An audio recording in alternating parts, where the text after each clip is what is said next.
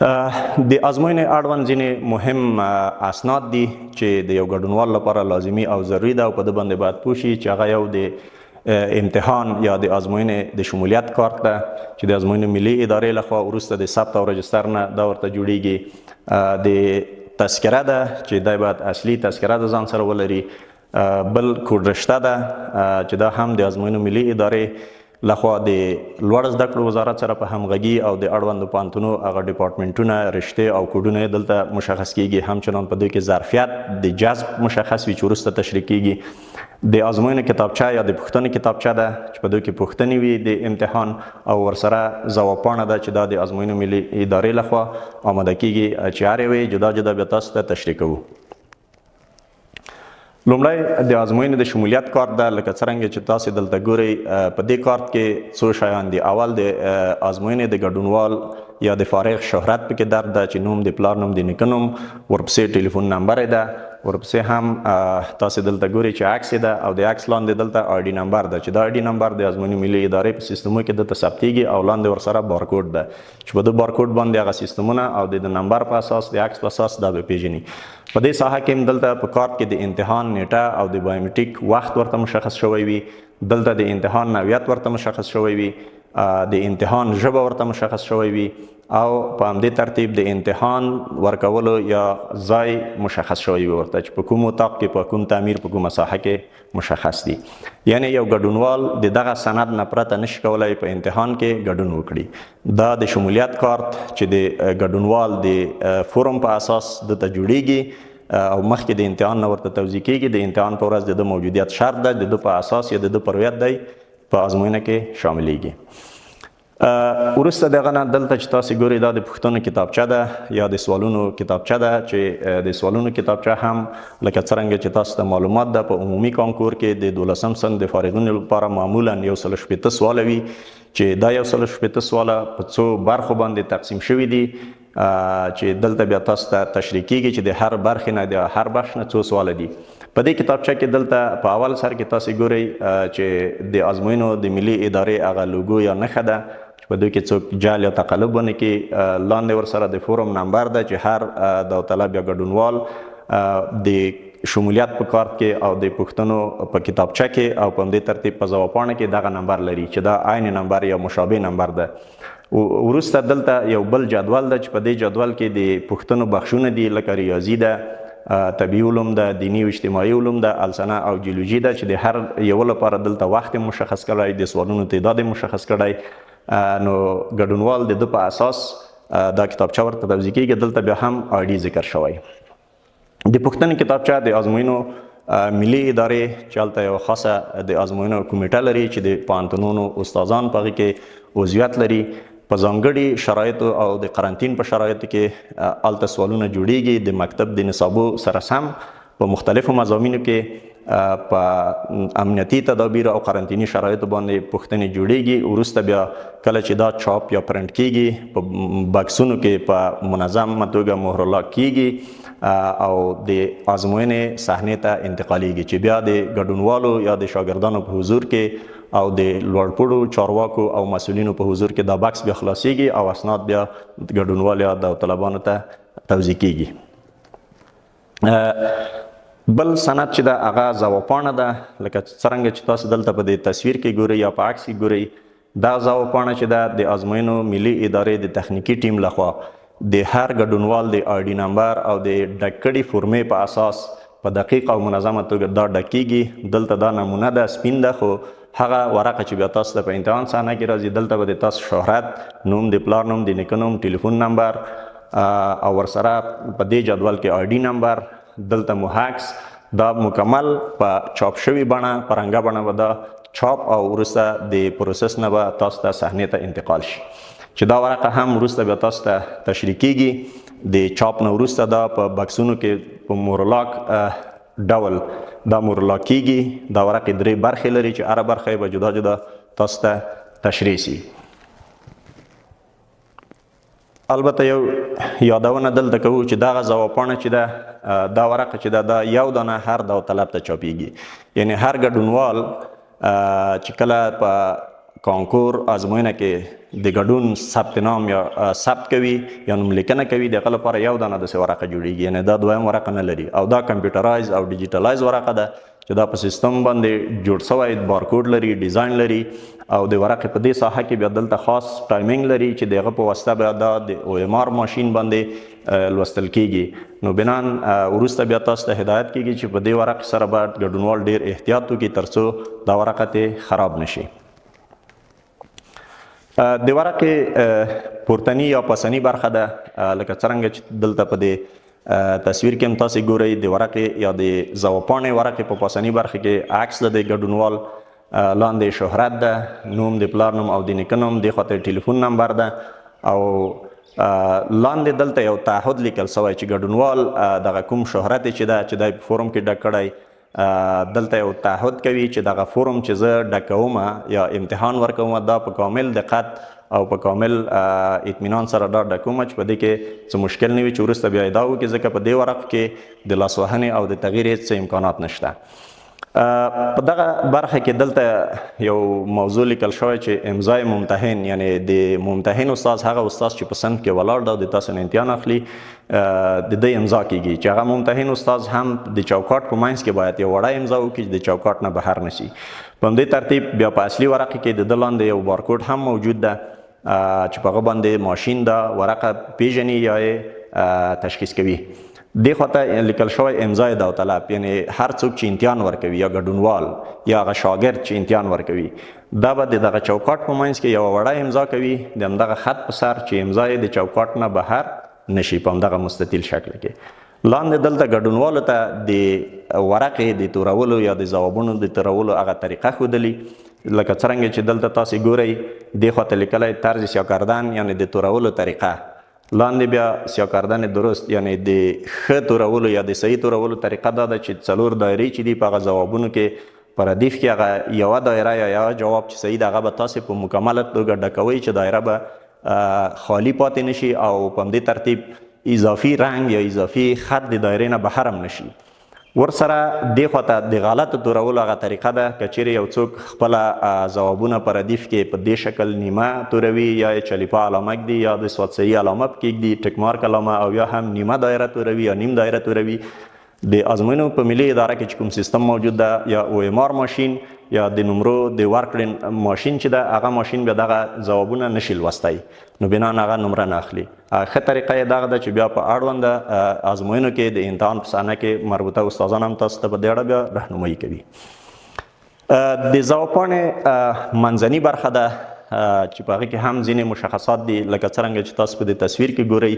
په دې کې یوه ساحه چې ده څلور چوکاټ 15 چوکاټه دي، دلته لیکلی انتخاب یعنی لومړی انتخاب، دویم انتخاب، دریم او څلورم انتخاب. انتخاب معنا تاسې هغه د کوردشتې جدول یا هغه رشته چې تاسې غواړئ په مربوطه پوهنتون یا ډپارټمنټ یا پوهنځی کې ووایئ چې هر ګډونوال د اصولو مقرراتو له مخې 15 انتخاب یا د 15 انتخاب حق لري چې هغه انتخابونه بیا وروسته رهنمایي درته کیږي، دلته تاسې رسوئ. دا د انتخاب برخه ده چې مشخص دي 15 انتخابه. دلته یو بل چوکاټ ده لکه څرنګه چې تاسې ګورئ په دې چوکاټ کې دلته لیکل شوی مربوطي کنټرولر. کنټرولر هغه چاته ویل کیږي چې د ازموینې ملي ادارې لخوا د یو منظمې پروسې لخوا په رسمي توګه هغه ته د کنټرول او د نظارت اجازه ورکړل شوی. هغه خپله مشخص کارت لري، آیډي کارت، په صحنه کې ګرځي د امتحان د ښه نظم او ډسپلین لپاره او د ښه شفافیت لپاره هغه د استادانو د محصلینو نظارت او کنټرول کوي او ممتحن استادان چې دوی د تاسو نه مستقیما امتحان اخلي. که چیرې دلته لیکلي غیر حاضر، کیفیتي او تخطي دا د تاسو مربوط نه کیږي، یعنی څوک چې امتحان ورکوي په هغه پورې دا هېڅ اړه نه لري. په دې برخه کې به دوی دا خانې هم نه توروي، په دې کې به هېڅ قلم هم نه وهي، دا به په همداسې خپل حالت پرېږدي. دا مسله چې دا د تخنیکي مشکل په خاطر ده، کله چې یو تخنیکي مشکل پیښیږي هغه بیا کنټرولر پوهېږي. لاندې ورسره یو بل جدول ده چې دلته تاسې ګورئ، دې کې د جنسیت مسله ده، یعنی ذکور اناث چې تاسو کله ورونه امتحان ورکوي دغه اوله خانه ذکور یعنی نارینه ګډونوال دغه دایره به مکمل توروي. دې خواته په څنګ کې آیډي نمبر ده لکه څرنګه چې تاسو ګورئ د چپ طرف نه P0102829 دا آیډي نمبر ده، دا د نمونې په شکل دلته راغلی او دا آیډي نمبر په مربوطه قطارونو، ردیفونو او ستونونو کې د سیستم په ذریعه د خپل تور شوی ده. یعنی زموږ محترم ورونه شاګردان ضرورت نه لري چې دغه دایرې بیا د سره تور کړي. که احیانا دغه دایرې لږ پکې سپین وي یا هر رقم دا کمپیوټر یا سیستم خپله تور کړی او خپله یې بیرته لوستی شي. که چیرې په دې کې تاسو اضافي قلم ووهئ یا اضافي خانې تور کوي یا په دې دایرو کې اضافي خطونه کېږدئ نو سیستم نه دا آی ډي بیا ورک کېږي، بیا دا آی ډي صحیح نشي لوستی. دا د ورقو هغه منځني برخه ده چې په دې کوډونو کې هم 4 رقمي خانې دي، هر کوډ 4 عدد لري، وروسته بیا راهنمایي درته کېږي په کومه طریقه دا ورسوئ. دریم د ورقې هغه لاندني برخه ده چې هغه د ځوابونو برخه ده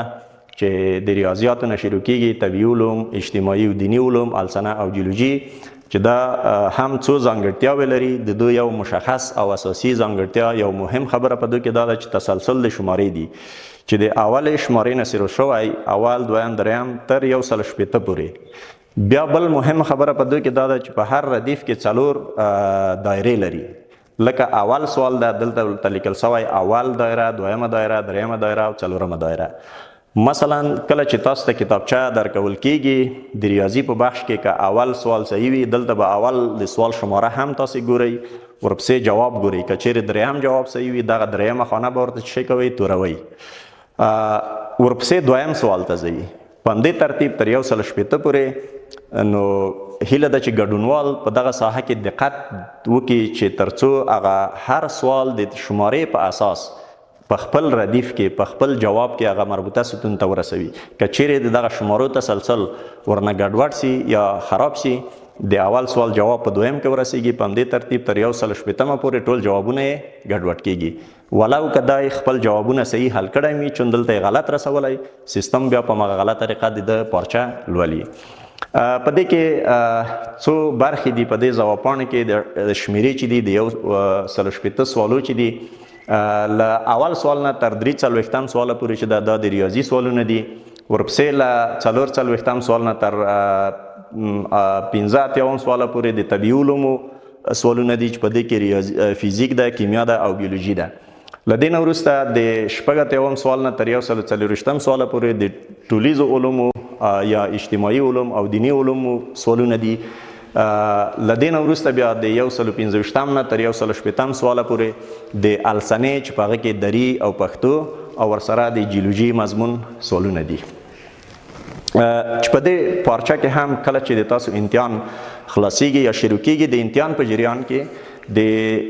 ازموینو ملي ادارې د تخنیکی ټیم لخوا بیا هم د تاسو بایومیټریک کېږي ترڅو اطمینان حاصل شي چې دغه خپل کس ده چې امتحان ورکوي، یعنی د عوضي کسانو یا د تخطي یا د جعل و تزویر نه جلوګیري وشي. بیا په دغه ساحه کې دلته چې مهر بایومیټریک لیکل شوی په دې ورقه کې د بایومیټریک یو ټاپه کېږي، ترڅو چې په دې ورقه کې د بایومیټریک ټاپه نه وي دا ورقه د ازموینو ملي ادارې ته د اعتبار وړ نه ده، ځکه په ده باندې بیا شک کېږي چې دا څنګه بایومیټریک نه ده شوی. نو د امتحان نه وروسته بایومیټریک او مهر په ده کې حتمي ده. بیا هم دلته یو یادونه کېږي محترمو ګډونوالو ته، محترمو شاګردانو ته، کله چې د ازموینې ورکړې وروسته ځواب پاڼه هغه سند دی چې د هغې له مخې د ګډونوالو نمرې رسول کېږي، تحصیلي څانګه په هغه کې مشخص کېږي. نو بناً د دغه ځواب پاڼه چې ده، لکه مخکې مو چې تاسو ته ویلې چې دا یو ورقه ده او تخنیکي ورقه ده، ډیجیټلایز ورقه ده. لاندې موارد تاسو باید په نظر کې ونیسئ. اول دا ورقه باید تاسو قات کوئ، دا ورقه باید د تاسو نه سوری نشي، دا ورقه باید څیرې نشي، او په همدې ترتیب بغیر له دې نه چې تاسو سوالونه حلوئ اضافي شیان په دې کې باید ونه لیکئ، په خالی ځایونو کې اضافي لیکنې ونه کوئ، خصوصا د ورقو په د حاشیو یا په د څنګونو کې. په همدې ترتیب په دې ورقه باندې باید اوبه تویې نشي، لنده نشي، قات نشي، ګونځې نشي او نور رنګ په نشر نشي. د دغه مواردو نه باید جدا جلوګیري وسي. د لاس هغه چاپ یا خوله یا نور موارد چې هغه ورقې ته زیان رسوي یا په ورقه باندې اضافي داغ یا لکې ایجادوي، د هغه نه باید په جدي توګه جلوګیري وشي. دې نه وروسته لکه څرنګه چې تاسو ته وویل شو د ازموینې اړوند یو بل سند چې د هغه د کوډونو جدول ده یا کوډشتې دي، چې په دې کوډشته کې د افغانستان د ټولو پوهنتونونو، د ټولو اماراتي پوهنتونونو، پوهنځیو، ډپارټمنټونو نومونه پکې ذکر شوي دي، کوډ یې ذکر شوی او ورسره د جذب تعداد چې په هر ډپارټمنټ کې مثلا دلته کابل پوهنتون روابط عامه ډپارټمنټ ده 80 تنه جذبوي او کوډ نمبر هم چې دا 21 دي. یعنی د ټولو پوهنتونو او د ټولو ډپارټمنټو دغه مشخصات په دوی کې لیکل سوی چې دا کوډ رشته هم معمولا د ازموینو نه مخکې د لوړ زده کړو وزارت او د پوهنتونونو سره په همغږي د ازموینو ملي ادارې ته سپارل کیږي او ازموینو ملي اداره دا د یو جدول په شکل د کوډ ورته تعینوي او وروسته تاسو ته د بایومټریک په ورځ کې په اختیار کې درکول کیږي. په دې کې چې مهم شی دا ده چې د هر کال کوډ رشتې جدول فرق کوي، ځکه د هر کال چې تیریږي د لوړ زده کړو وزارت اړوند اماراتي پوهنتونونه چې دي ځینې ډپارټمنټونه پکې نوی جوړیږي، ځینې ډپارټمنټونه کیدای شي چې جذب ونه لري نو د ځینې ډپارټمنټونو نومونه بدلیږي. هغه ټول تغیرات د هر مربوطه کال په نوي جدول کې ده. بنان په دې کې مهمه خبره دا ده چې کوډ رشته تاسو باید د کورسونه یا د نور هغه افراد او اشخاص نه چې هغوی د ازموینو ملي ادارې له ملي پروسې یا اعتماد نه سوء استفاده کوي یا غواړي چې په خلکو باندې غلطې کوډ رشتې یا غلط معلومات شریک کړي یا وپلوري یا د تجارت په خاطر بنان له دونه تاسو باید جدي ډډه وکړئ او ټول هغه اسناد او موارد د ازموینو ملي ادارې لارښوونې او وړاندیزونه پروسیجرونه دا باید تعقیب کړئ. او کله چې تاسو په 1403 کال کې ازموینه ورکوئ دغه کوډ رشته هم باید د 1403 کال وي. که یو ورور یا یو ګډونوال یا یو شاګرد د 1402 کال یا 1401 یا 1400 کال یا د تیرو کلونو د کوډ رشتو نه استفاده کوي یا هغه کوډ رشتې چې معمولا کورسونه ورته په اختیار کې ورکوي معمولا د دغه نتیجه بیا ناکام راوځي ځکه د هر کال کوډ رشته فرق کوي. بل په دوی کې مهم دا ده چې تاسو خپل کوډ مخکې د مخکې نه چې کله کوډ رشته تاسو ته د بایومټریک په ورځ درکول کیږي یا په آنلاین بڼه د ازموینو ملي ادارې ټولنیزو شبکو څخه ترلاسه کوئ. دغه کوډ رشته د اطمینان د حاصلېدو نه وروسته تاسو خپل کوډونه پکې انتخابوئ او هغه 15 کوډه مخکې د مخکې نه تاسو ځان سره مشخص کوئ او د امتحان په ورځ د امتحان په ختم کې به په دقیقه توګه هغه مربوطه د انتخاب جدولو ته رسوئ چې وروسته په دې بخش کې تاسو ته بیا راهنمایي کیږي. بله پروسه د ډلهیزو ازموینو یا د کانکور په ازموینو کې هغه د ګډونوالو د بایومټریک معلومات ده یا د بایومټریک معلوماتو ثبت ده چې دا 2 ورځې ترسره کیږي. یو کله چې په اوله مرحله کې تاسو د خپل مربوطه ښوونځیو نه یا د ازموینو ملي ادارې نه د امتحان د شمولیت کارت ترلاسه کوئ. په کارت کې تاسو ته د بایومټریک ورځ مشخص شوی. د امتحان نه مخکې تاسو یو بایومټریک کیږئ چې دغه احمد د فلاني زوی د دغه لیسې فارغ په دغه کال کې غواړي امتحان ورکړي. ټول معلومات د بایومټریک د ثبتېږي. وروسته د امتحان په صحنه کې چې کله بیا ته حاضرېږي بیا هم د ازموینې ملي ادارې د تخنیکي ټیمونو لخوا د تاسو بایومټریک لکه څرنګه چې دلته ګورئ په یو مشخص کیټ یا ډیټا د تاسو هلته ثبت وي بیا به هلته په بایومټریک کیټ کې ګوته ایښودل کیږي او د تا ټول اسناد به راوځي چې همدغه کس چې په لومړي ځل ثبت نام کړی بیا امتحان ته هم همدغه کس راغلی یعنې د ده په جای عوضي بل کس نه ده راغلی یا تقلبي یا جعل یا تزویر نه ده شوی. بنان 2 مرحلې لري بایومټریک د امتحان نه مخکې او د امتحان په جریان کې او لکه مخکې مو چې ویلې په ورق کې هم د بایومټریک ټاپه باید وي. په دې کې مهم شی چې دا کله چې د بایومټریک په ورځ د امتحان نه مخکې او د امتحان په جریان کې تاسو راځئ تاسو سره باید اصلي پیژندپاڼه یا تذکره باید موجود وي یا اصلي پاسپورت موجود وي. په کاپي باندې که هغه د تذکرې کاپي وي که عکس وي په دو باندې زموږ تخنیکي همکاران بایومټریک نه کوي ځکه دا یو مهمه او ملي پروسه ده. په اصل اسنادو باندې د تاسو بایومټریک کیږي. نو هیله کیږي چې د امتحان او د بایومټریک په ورځو کې خپله اصلي پیژندپاڼه تذکره له ځان سره ولرئ. په بایومټریک سیستم کې د تاسو دغه معلومات ثبتېږي چې یو په د تاسو شهرت په دوی کې ثبت دي. دویم آی ډي نمبر چې هغه کوم د تاسو په کارت کې ده په فورم کې ده او په ځواب پاڼه کې ده دا ثبتېږي او بل د ګوتې نښې یا د ګوتې هغه نښان ثبتېږي پکې او د تاسو عکس پکې ثبتېږي دا په بایومټریک کې. بیا هم دلته یادونه کوو چې د بایومټریک په وخت کې تاسو باید اصلي تذکره له ځان سره ولرئ.